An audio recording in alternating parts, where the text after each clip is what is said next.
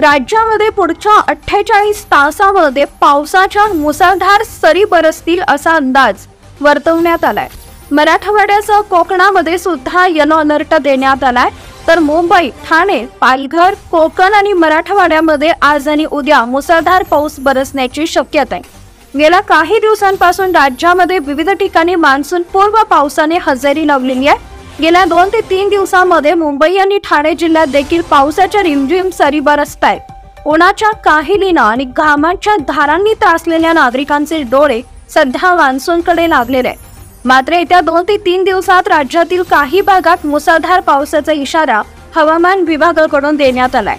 दरम्यान तुमच्या जिल्ह्यातील हवामान अंदाज पाहण्यासाठी डिस्क्रिप्शनमध्ये हवामान व्हॉट्सअप ग्रुपची लिंक दिली आहे। आताच आमच्या व्हॉट्सअप ग्रुपमध्ये सामील व्हा। धन्यवाद।